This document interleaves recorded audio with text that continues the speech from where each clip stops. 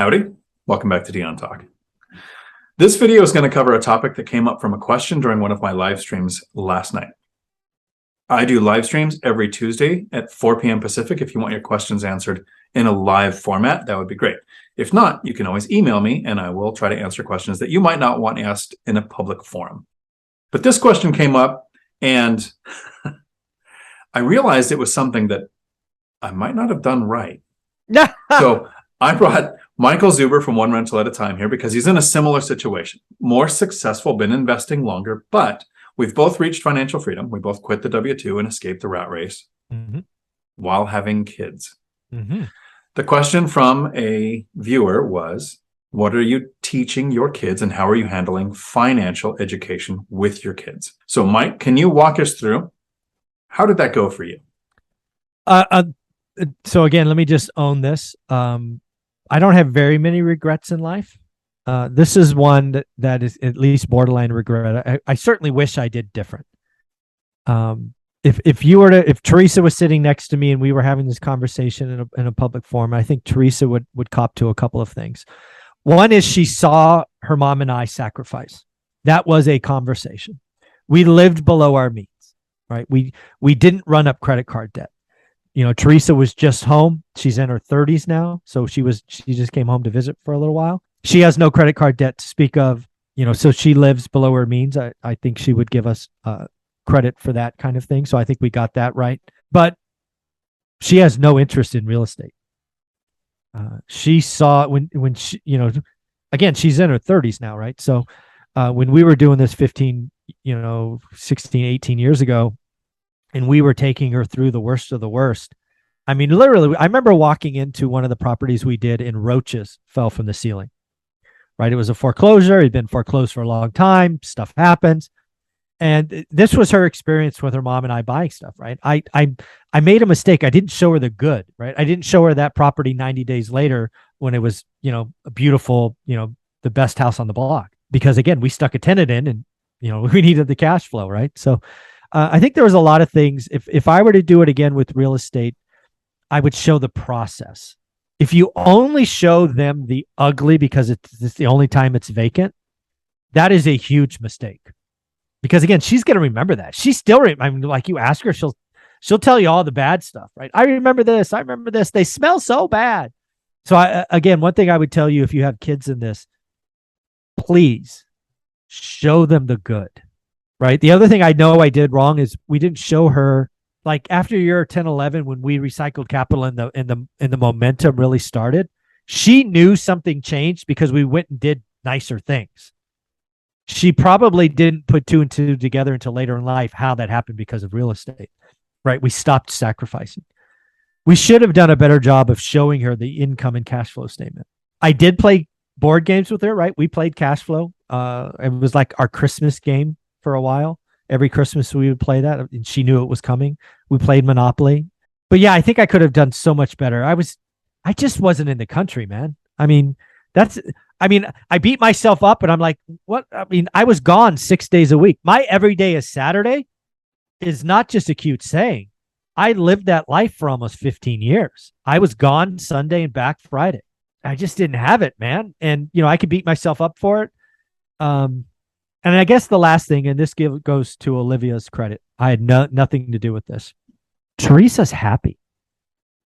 She's doing what she wants when she wants. Yes, she has a job, but it's in her field.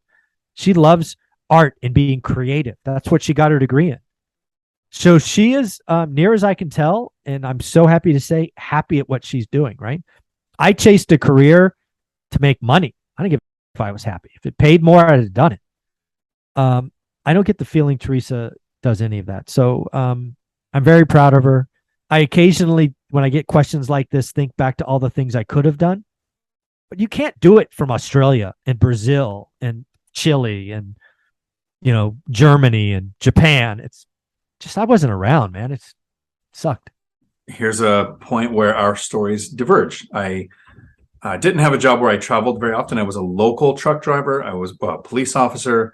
I worked a lot of night shifts, so I volunteered at my daughter's schools 2 days a week. Like I was around all the time. I was a single parent, so I was the only one that was there. So Luckily, my son's mom joined the Navy, basically disappeared for 10 years. So kind of had full custody all the time. And I messed up by equating finances with the other things in life. So I ran a martial arts studio. I taught defensive tactics to law enforcement, and I didn't want to force it on my kids. So none of my kids have ever studied martial arts. My son was in wrestling. My daughters took gymnastics. I grew up riding horses. I don't know that they've ever gone for more than a day ride somewhere. So I never forced what I did on my kids, thinking that no one can hear a word until they're ready, right? So they'll come to me if they want to learn martial arts. They'll come to me if they want to learn finances. Well, the difference is we don't all deal with martial arts. We don't all deal with horses. We don't all deal with education. It's all different levels, right? But we all deal with finances. And so that was where I dropped the ball. It should have been, here's Monopoly, here's cash flow, here's a profit and loss. My son's gone to a couple of rental things with me, helped me do something. Actually, one of my daughters went and helped paint one time, but they haven't seen finished product. What does it look like at the end of the month when these are the bills that went out, but this is the money that came in that I didn't have to go to work for this month? So my son is on the path to saving a down payment for his first duplex. My daughters haven't looked at real estate yet. Yeah, it's a place where I've dropped the ball, and hopefully people can learn from our mistakes and think that there is a different way of doing it, and maybe we should figure out what that is. Yeah, again, if I had to do it over, the one thing I could have done, knowing my limitations, is I could have done a better job of showing the evolution. Like, yeah, you're seeing a sacrifice for the 10 years, but even if it was just like our tax returns, hey, look, we made this, we made this, we made this. The fact that she only saw, like when she was 8 years old and going to a smelly house, that was probably a stupid move. I should have let her play with a friend or something. And if I was going to do that, I should have shown her the upside. I never showed the upside. I never showed, like, that transition at year 10 or 11 for us. She felt it without question, but I never showed her why. So yeah, again, lots of mistakes. And again, kind of the last thing to point out is, back to your point about when they're ready, they're ready. For the first time ever, this trip home, Teresa asked me about what I would consider economics. She asked about inflation. She asked about quantitative easing, quantitative tightening. These are all words that she is now hearing in her universe because, again, she's an adult, right? She's in her 30s. That was an awesome conversation, right? It's like, oh, wow, where's that come from? So you still have time. That's kind of been a magic trick that I pulled off. Not so much with my daughters yet, but my son watches some of my videos once in a while. And he'll come and ask a question on a topic that I had to research 3 days to make a 10-minute video on.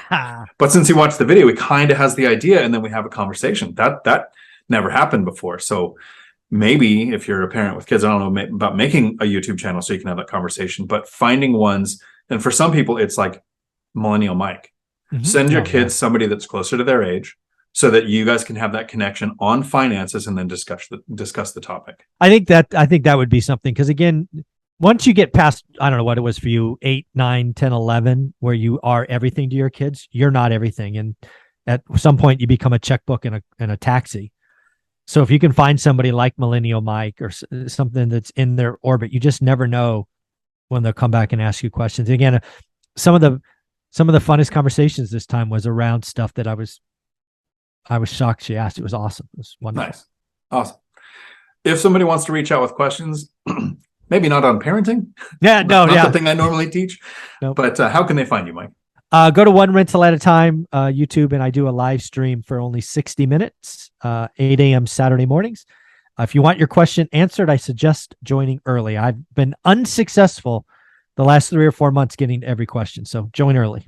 And I appreciate the questions that come during the live streams. I mean, a question sparked this conversation. So I normally don't talk about things like this. I try to keep it on real estate. Someday I'm going to make a channel on parenting and marriage relationship advice. But not today. I knew that was coming. Until my next video, thanks for coming to my Dion Talk. Awesome. We're sorry, the number you have dialed is not in service at this time.